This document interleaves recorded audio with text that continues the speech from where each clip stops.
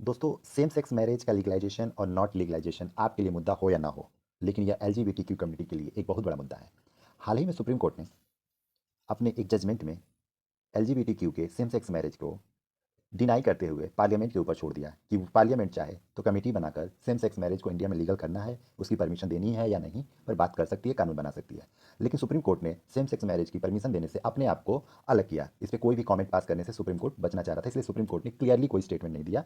इसलिए हम ये कह सकते हैं कि जो आज का करंट एस्पेक्ट है, जो करंट सिनेरियो है सेम सेक्स मैरिज के बारे में, इट शुड बी और शुड नॉट बी एक अलग विषय है, एक अलग चर्चा है, सोशल चर्चा हो सकती है। बट जो लीगल इसका पैरामीटर है, करंट लीगल स्टेटस है, वो same sex marriage is not legal in India. ये कॉन्स्टिट्यूशनल अभी नहीं है, क्योंकि इसे ना ही सुप्रीम कोर्ट ने अप्रूव किया है और ना ही पार्लियामेंट ने इस पर कोई अभी तक लॉ बनाया है।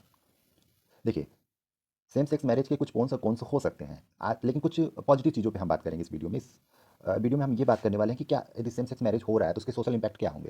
देखिए, फर्स्ट सोशल इम्पैक्ट ये होने वाला है कि ये डिस्क्रिमिनेशन को रिड्यूस करेगा। हमारा जो सोसाइटी है, जिस तरह मेल और फीमेल के आधार पर बटा हुआ है, मेल और फीमेल हेट्रोसेक्सुअल आपस में शादी करते हैं, उसी तरह से एक एलजीबीटीक्यू भी एक कम्युनिटी है जो इस सोसाइटी का ही पार्ट है, जो ना ही किसी मेल से शादी कर सकते हैं, ना ही फीमेल से शादी कर सकते हैं। वो अपने चॉइस के लोगों से होमोसेक्सुअल लोगों से शादी करना चाहते हैं। तो ये जो सोशल स्टेटस है, वो सोसाइटी के वो भी पार्ट हैं, सोसाइटी में वो भी रह रहे हैं। तो इसका सोशल इम्पैक्ट ये है कि यदि हम लीगलाइज कर देते हैं सेम सेक्स मैरिज को, तो ये रिड्यूस करेगा सोसाइटी में डिस्क्रिमिनेशन को। इसके कुछ इकोनॉमिक बेनिफिट्स भी हैं। It leads economic growth. It provides new business models. ये नए नए बिजनेस मॉडल्स भी प्रोवाइड कर, क्योंकि सोसाइटी में एक नया चेंज आएगा, सोसाइटी में एक नया बदलाव आएगा। तो उसके लिए नए नई चीज़ें, नए नए बिजनेस मॉडल भी डेवलप होंगे, एक नया ग्रोथ होगा बिजनेस में, जो इकोनॉमिक हेल्थ को अच्छा करेगा। इसका ग्लोबली यदि हम लीगलाइज करते हैं सेम सेक्स मैरिज को, ग्लोबली इसका क्या पर्सपेक्टिव बनेगा, ग्लोबली क्या इंपैक्ट होगा।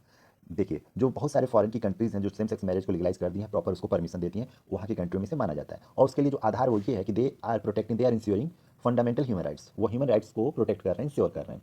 इंडिया में भी यदि हम ऐसा लीगलाइज कर देते हैं तो इसका एक ग्लोबल इंपैक्ट ये पड़ेगा कि इंडिया का जो एक आइडेंटिटी, एक चेहरा है, वो प्रोग्रेसिव नेशन की तरह देखा जाएगा ग्लोबली, और ये माना जाएगा कि इंडिया भी ह्यूमन राइट्स को प्रोटेक्ट करती है, इंश्योर करती है। आपके इस पे क्या विचार हैं? क्या सेम सेक्स मैरिज को इंडिया में परमिट करना चाहिए या नहीं करना चाहिए? आप भी अपने विचार दे सकते हैं और हमारे चैनल को लाइक और सब्सक्राइब करिए। Rights and liberty 108।